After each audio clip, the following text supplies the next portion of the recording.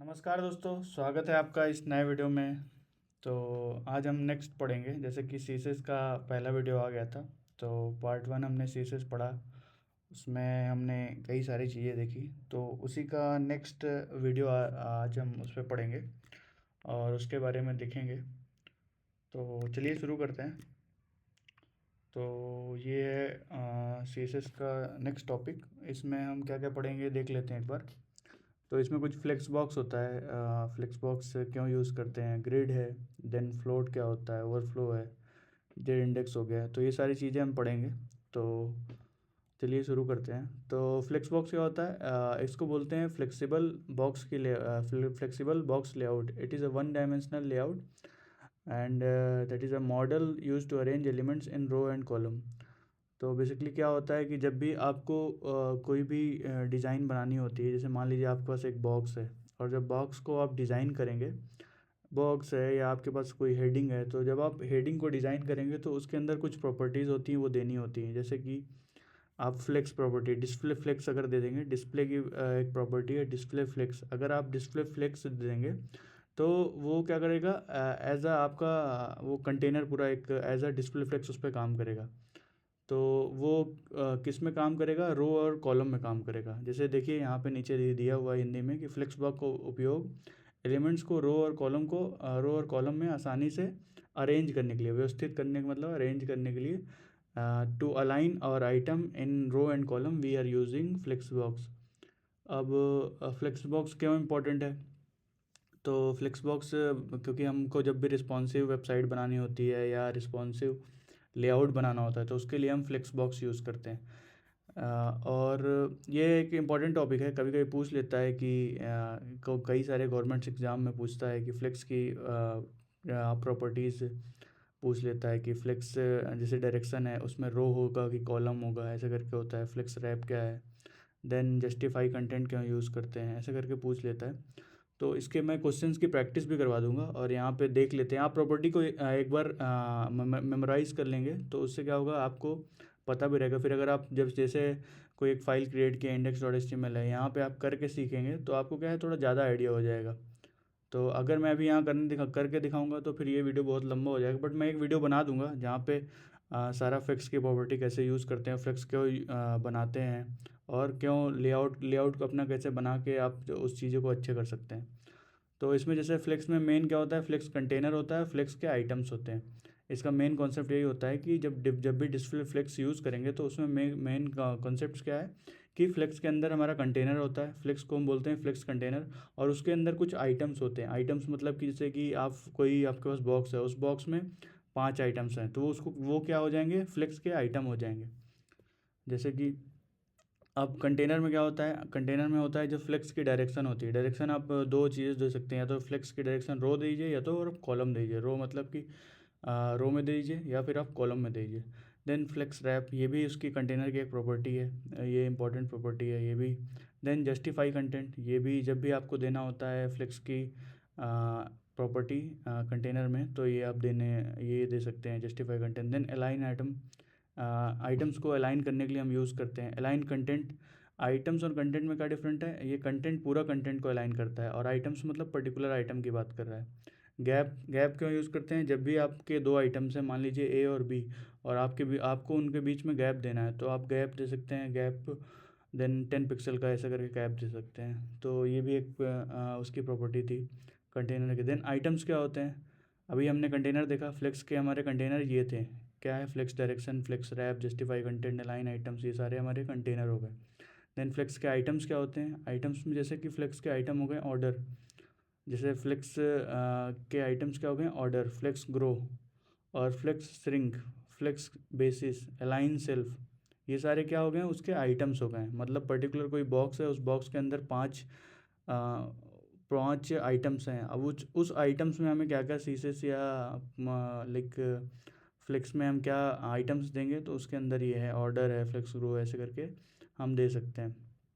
कुछ common values होती हैं, उसको देख लेते हैं क्या होता है। जैसे जस्टिफाई कंटेंट होता है, जस्टिफाई कंटेंट का हम क्या क्या दे सकते हैं, उसमें फ्लेक्स स्टार्ट हो सकता है, जस्टिफाई कंटेंट सेंटर होगा, जब भी कोई आपका कंटेंट होगा उसको सेंटर में करने के लिए जस्टिफाई कंटेंट सेंटर देते हैं। देन फ्लेक्स एंड मतलब सबसे एंड में हो जाएगा, मतलब मान लीजिए आप बस एक, जिसे मान लीजिए ये एक है, ये दो है, ये तीन है, तो एंड में सबसे जाएगा उसको फ्लेक्स एंड बोलते हैं। देन स्पेस बिटवीन मतलब इक्वली स्पेस दे देगा, जैसे मान लीजिए ए बी और ये सी कंटेंट है, तो आपको इक्वली स्पेस जब भी देना होगा तो स्पेस बिटवीन दे देते हैं। देन स्पेस अराउंड भी ऐसे यूज़ करते हैं, स्पेस इवनली। तो ये फ्लेक्स की कुछ प्रॉपर्टीज़ थी, ये आप नोट कर लीजिए और प्रैक्टिस भी करेंगे तो आपको आइडिया हो जाएगा कैसे यूज़ करते हैं। देन सीएसएस ग्रिड, जैसे दो चीज़ें होती हैं, एक सीएसएस फ्लेक्स होता है, फ्लेक्स, और एक ग्रिड होता है। तो ग्रिड भी उसी तरह है, ग्रिड भी 2 डायमेंशनल लेआउट को डिज़ाइन करने के लिए हम यूज़ करते हैं। और इसमें ग्रिड में देखिए डिस्प्ले ग्रिड, हम जैसे यहाँ पे डिस्प्ले फ्लेक्स यूज़ करते हैं, तो ये क्या करता है, डिस्प्ले ग्रिड इसमें यूज़ करते हैं हम।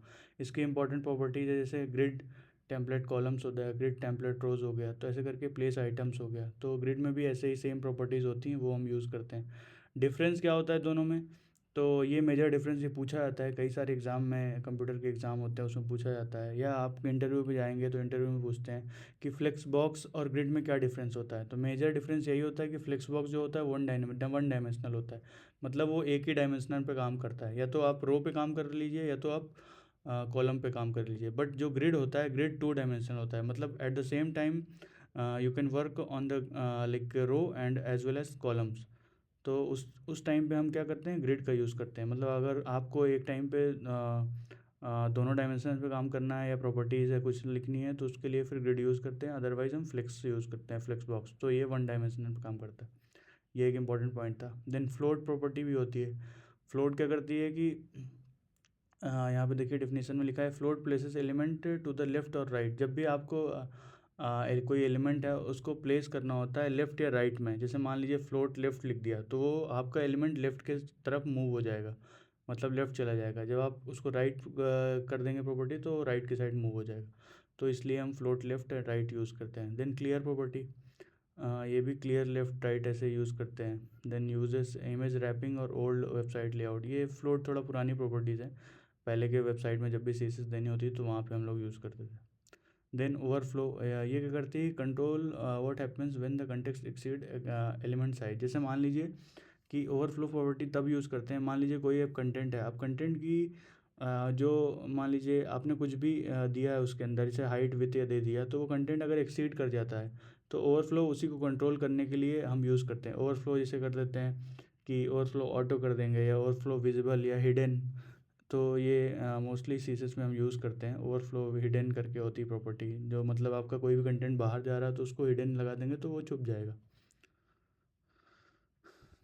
तो उसलिए हम ओवरफ्लो यूज़ करते हैं। देन हमारा जेड इंडेक्स, जेड इंडेक्स क्या करता है कि it controls stacking order of overlapping elements, मतलब कि जब भी एलिमेंट्स ये कंट्रोल करता है, कोई भी जो एलिमेंट्स होते हैं वो ओवरलैप करते हैं। ओवरलैप मतलब एक के ऊपर एक अगर आ रहे हैं, तो उसके लिए हम जेड इंडेक्स की प्रॉपर्टी यूज़ करते हैं। जैसे ये पोजीशन एलिमेंट, जैसे कि उसकी सीसेस की प्रॉपर्टी होती है पोजीशन एब्सोल्यूट, तो वहाँ पे हम यूज़ करते हैं जेड इंडेक्स। जैसे higher Z index appears above lower Z index के लिए ये यूज़ करते हैं। देन हमारा रिस्पॉन्सिव वेब डिज़ाइन, ये क्या होता है कि मैंने कल ही बताया आपको वीडियो में सीएसएस में, कि जब भी आपको कोई भी लेआउट बनानी है या आपको वेबसाइट बना डिज़ाइन कर रहे हैं, तो उसके लिए आपका देखना पड़ता है कि सारी डिवाइस पे कंपेटिबल है कि नहीं, मोबाइल पे, टैबलेट पे, या आपके लैपटॉप में या डेस्कटॉप की स्क्रीन साइज में। तो उसी को हम लोग बोलते हैं रिस्पॉन्सिव लेआउट। तो इसकी टेक्निक्स क्या होती हैं, जैसे फ्लेक्सिबल लेआउट बनाना, फ्लेक्सिबल इमेज को फ्लेक्सिबल बनाना, सीएसएस ग्रिड यूज़ करना, और फ्लेक्स बॉक्स यूज़ करना, मीडिया क्वेरीज। मैंने बताया था कि मीडिया क्वेरीज के थ्रू हम भी अपने लेआउट को रिस्पॉन्सिव बना सकते हैं। तो ये यहाँ पे कुछ होता है, जैसे व्यू मेटा में जो हेड आपके टैग होता है, हेड के अंदर हम मेटा में प्रॉपर्टीज़ कुछ लिखते हैं, तो ये इनिशियली ये मेटा टैग्स के अंदर हम यहाँ डालते हैं। तो ये क्या करते हैं, व्यू पोर्ट को रिस्पॉन्सिव बनाने के लिए भी काम में आती है। देन मीडिया क्वेरी, मैंने इस पर कल डिस्कस किया था, ये देखते हैं इसका सिंटैक्स कैसे होता है। Media query apply CSS according to the screen size. कोई पर्टिकुलर स्क्रीन साइज़ के लिए आपको पर्टिकुलर रिस्पॉन्सिव बनाना, जैसे मान लीजिए आपका कोई टैबलेट है या आपका मोबाइल है, तो 468 पिक्सल है, 500 पिक्सल है, तो आप पर्टिकुलर उसको डिज़ाइन कर सकते हैं। बॉडी के अंदर क्या करना होता है, आपको फॉन्ट साइज़ देना होगा, और @ मीडिया करके उसकी मैक्स विथ देनी होती है। यहाँ पे जो भी विथ है, जैसे मान लीजिए 14 से 40 पिक्सल के लिए कोई आप हाई डेस्कटॉप के लिए बना रहे हैं तो आप यहाँ पे दे सकते हैं और उसको फॉन्ट को छोटा कर सकते हैं, बड़ा कर सकते हैं। कॉमन ब्रेक पॉइंट्स जो होते हैं सबसे मतलब कि जो बेसिक ब्रेक पॉइंट्स होते हैं तो वो 320 होते हैं, 480 है, 768 है, 992 ऐसे करके ये कुछ ब्रेक पॉइंट्स हैं। ब्रेक पॉइंट्स मतलब क्या है कि जो आपके डिवाइसेस किस पे कंपेटेबल है, जैसे मोबाइल के लिए 480 हो गया, टैबलेट के लिए 768 हो गया, और स्मॉल मतलब कि डेस्कटॉप लैपटॉप के लिए 1992, और ये लार्ज स्क्रीन के लिए 1200 पिक्सल यूज़ करते हैं। तो सीसेस कुछ फीचर हैं जैसे कि राउंडेड कॉर्नर है, बॉक्स शैडो है, टेक्स्ट शैडो है, ये सब कुछ फीचर्स थे, ट्रांजिशन, ट्रांसफॉर्म, एनिमेशंस। तो ये सारी चीज़ें हम लोग यूज़ करते हैं सीसेस में देने के लिए। देन ट्रांजिशन ऑल, ये सारी चीज़ें हैं, ये भी सीसेस की प्रॉपर्टी हैं। ट्रांजिशन मतलब कि अपने डिज़ाइन को जब भी स्मूथ बनाना होता है वैल्यूज़ के बीच में तो हम ट्रांजिशन देते हैं। जैसे ट्रांजिशन देखिए डिले है, या जब भी कोई आप कर्सर देखते होंगे, जैसे मान लीजिए कोई टैग्स आते हैं या आप कुछ होवर इफेक्ट देखते हैं या कोई एनिमेशन देखते हैं तो उस टाइम पे हम क्या यूज़ करते हैं, ट्रांजिशन करके यूज़ करते हैं। देन ट्रांसफॉर्म भी ऐसा, ट्रांसफॉर्म क्या करता है कि चेंजेस शेप, पोजीशन और साइज, ये सारी चीज़ों को चेंज करता है। देन एनिमेशन भी ऐसे ही है। एनिमेशन आप जब भी सीसेस में आपको एनिमेशन लगानी हो तो वहाँ पे की फ्रेम करके ये सिंटेक्स है उसका, एनिमेशन क्रिएट मूवमेंट यूजिंग की फ्रेम की जो की फ्रेम मतलब क्या है, जैसे आपका कर्सर मूव कर रहा है तो इसकी मूवमेंट पे आपका वो एनिमेशन वर्क करता है, आप उस पर लगा सकते हैं। जैसे ड्यूरेशन है, डिले है, इटरेशन काउंट है, डायरेक्शन है, फिल नोट है, प्ले स्टेट है, ये सारी चीज़ें यूज़ कर सकते हैं। तो एनिमेशन भी आप यूज़ करते हैं सीसेस के थ्रू। तो ये कुछ इंपॉर्टेंट पॉइंट थे, जैसे box shadow, text shadow, border radius, ये सारी चीज़ें हमने आज देखी। और फ्लेक्स बॉक्स और ग्रिड में मैंने बताया कि जो फ्लेक्स बॉक्स होता है वो आपका वन डायमेंशनल होता है और ये कंपोनेंट्स के लिए बहुत अच्छा होता है क्योंकि आप रीयूज़ कर सकते हैं और इजी अलाइनमेंट होता है। ये टू डायमेंशनल होता है, ये best for complex layout. Complex जब आपकी लेआउट होती है तब ग्रिड यूज़ करते हैं, ये बहुत पावरफुल होता है। देन फ्लोट में क्या है, फ्लोट पुरानी टेक्निक होती है और ये लिमिटेड होता है। फ्लेक्स बॉक्स मॉडर्न लेआउट है और ये वन डायरेक्शन होता है। ये एडवांस लेआउट है और टू डायरेक्शन होता है ग्रिड जो है।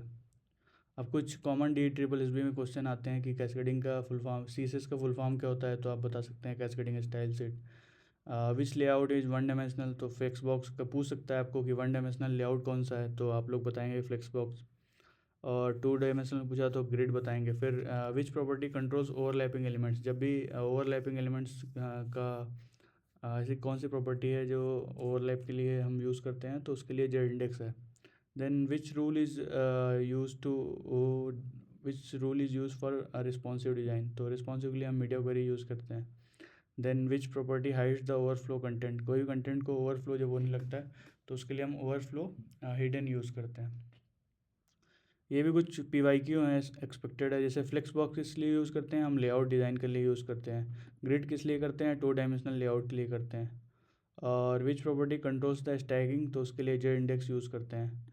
Then which property creates smooth effects, तो उसके लिए ट्रांजिशन यूज़ करते हैं। Then which function rotates an element, तो रोटेट होगा। Then which property is use to responsive CSS, media query use करते हैं। Which property hide extra content, तो ओवरफ्लो हिडन, ये सेम चीज़ें आ रही हैं। विच प्रॉपर्टी राउंड कॉर्नर्स, तो उसके लिए ब्रॉडर रेडियस यूज़ करते हैं। तो ये कुछ याद रखने वाली चीज़ें हैं। जैसे फ्लेक्स बॉक्स फ्लेक्सिबल के लिए यूज़ करते हैं, लेआउट के लिए, और आप ऐसे याद करते हैं TRSS, जैसे ट्रांसलेट, रोटेट, स्केल, स्क्यू। ये कॉमन कुछ मिस्टेक है लोग करते हैं, जैसे using float instead of flex box in modern layout. कुछ लोग फ्लोट प्रॉपर्टी यूज़ करते हैं मॉडर्न लेआउट में इंस्टेड ऑफ फ्लेक्स बॉक्स, तो वो बैड प्रैक्टिस है। आप फ्लेक्स बॉक्स से ग्रिड यूज़ करिए, वो अच्छी प्रैक्टिस है।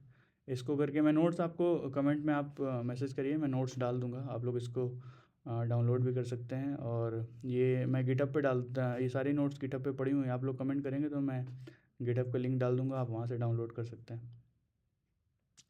और ये कुछ रिवीजन वाले पॉइंट्स से देख लेते हैं कि डिस्प्ले फ्लेक्स हो गया, डिस्प्ले ग्रिड हो गया, फ्लोट लिफ्ट, ये सारी चीज़ें आप लोग याद कर सकते हैं, या आप प्रैक्टिस करेंगे तो आपको खुद ऑटोमेटिकली याद हो जाएंगे। तो आप जितना प्रैक्टिस करेंगे वो याद हो जाएगा। तो यहीं पे ये हमारा एंड ऑफ पार्ट 5 यहीं पे एंड होता है। एडवांस एसेस की कुछ चीज़ें थी जो हमने आज डिस्कस किया, और कुछ PYQs हैं, अभी मैंने इसको ऑर्गेनाइज़ नहीं किया, ये 2017 का आई थिंक PYQ है, हाँ।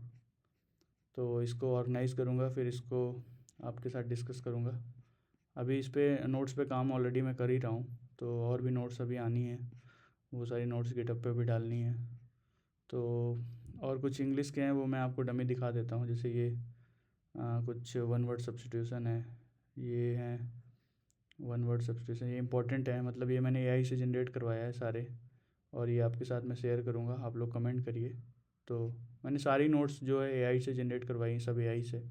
मैंने क्लाउड यूज़ किया, क्लाउड एआई, उसके थ्रू जैसे जीए की है, मिडवल हिस्ट्री मैंने जनरेट करवाई है। ये कुछ इंपॉर्टेंट पॉइंट्स हैं जो आप पढ़ लेंगे, जैसे मान लीजिए हिस्ट्री है, हिस्ट्री में और ये सारी चीज़ें हैं, कुछ इंपॉर्टेंट पॉइंट्स जैसे इतिहास हमें क्या बताता है और इसको क्यों जानना चाहिए, जैसे प्री हिस्ट्री है।